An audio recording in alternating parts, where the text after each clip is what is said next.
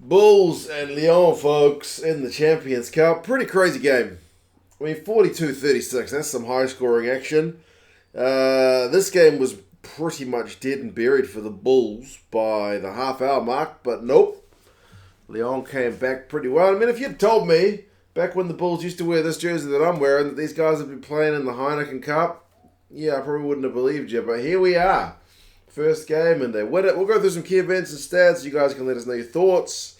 And, yeah, as I said, it was a pretty crazy one. I mean, the Bulls made a bunch of changes for this game. A bunch of guys who I was like, do I know this guy? Have I seen this guy playing before? Admittedly, man, like, I try to keep up with as much rugby as I can. But, yeah, there were a few unknown faces for me, including this guy, Navuka. Have I seen him play before? He doesn't stick out in my memory, but, man, he had some pretty agile steps for that first try. It was a hell of a start from the Bulls. 7 points to 0, and they made it a double when Van der Linde went over one. When Nizam Kar had gone close from a line-out move, and then the scrum half just picked and went 14-0.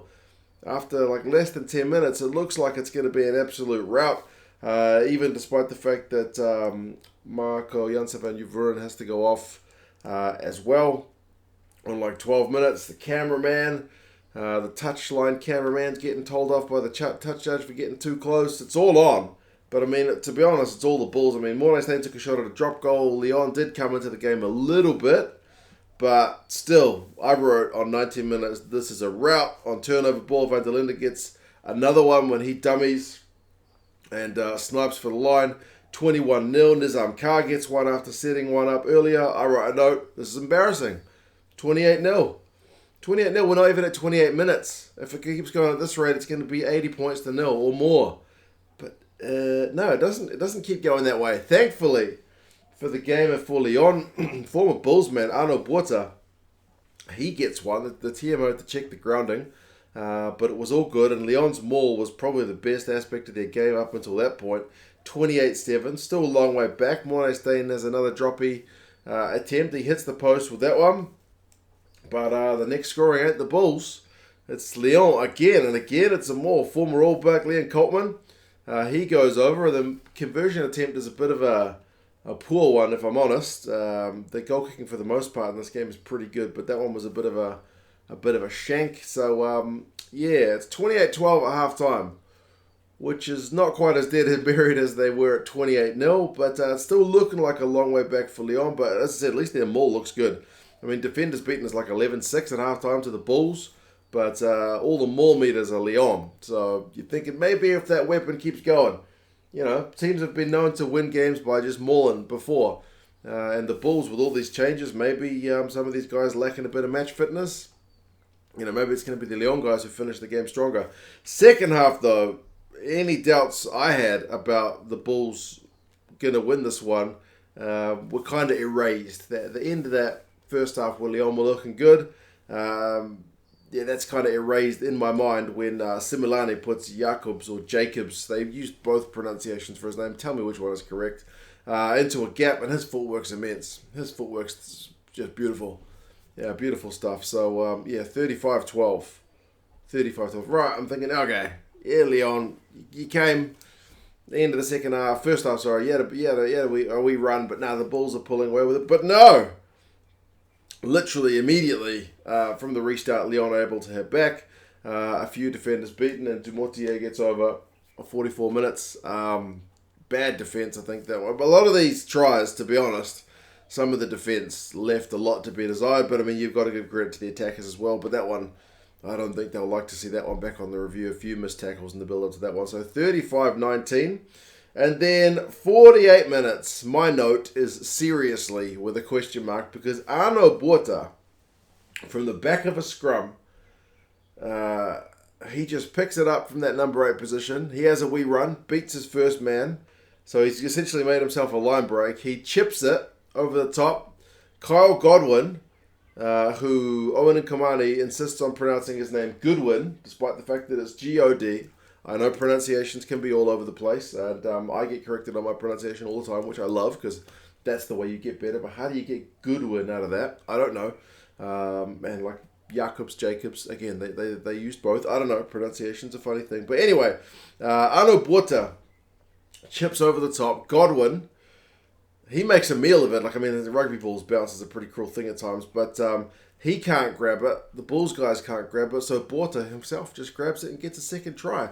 Like, what a crazy try to be getting on your return at the Loftus. 35-26. 35-26 starting to look pretty hairy for the Bulls. And then, like, Similani knocks it on at the back. It didn't really look like a knock on. Kind of knocked it backwards, but they call it knock on. And that's the kind of momentum shift that can be pretty troubling. Mornay Stain gives away a high tackle penalty on that man Godwin, or Goodwin as he is also known apparently.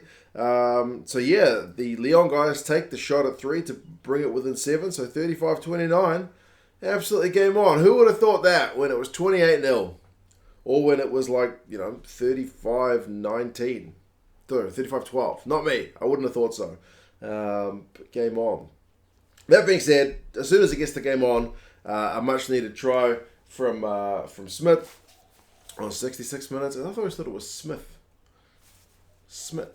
according to Ultimate Rugby on their stats. But anyway, 42-29, again looking like game over. But the game's not over, because Creton down the right wing for Lyon sets up that man Goodwin, who has a wee chip and regather. This time he's able to gather it after making a bit of a hash of the earlier one.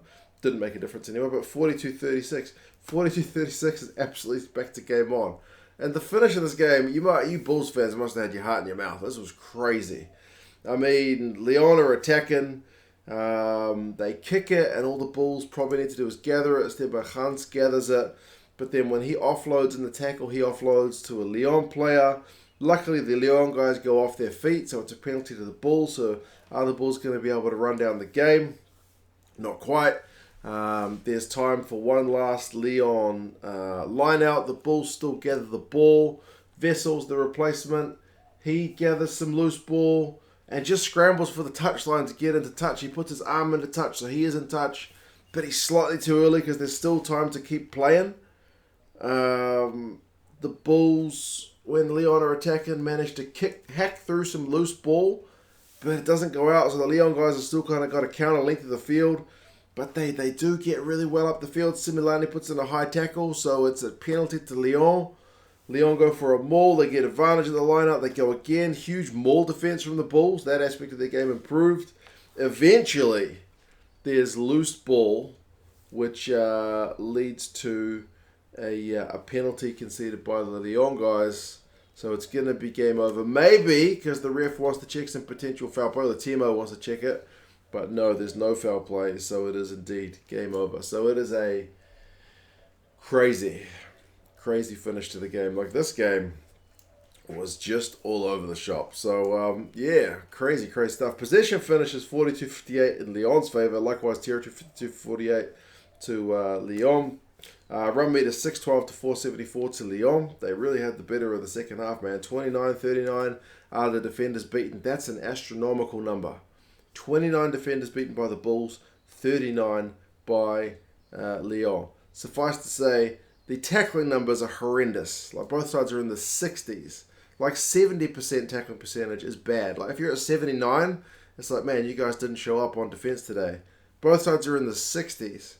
That's poor, but made for a high-scoring game. So what else can I say? Clean breaks 6-7. That's high. Some games you'll see like clean breaks finishes 1-2 in a tight game.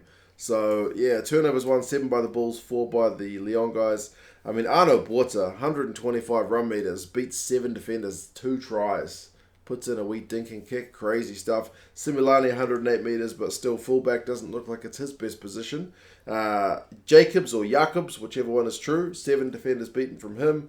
Yeah, man, some really crazy stuff in this game. So yeah, not a bad one for me to start my day with a wee bit of breakfast. But yeah, I don't know what to think about it. It was what do the coaches look at from this one?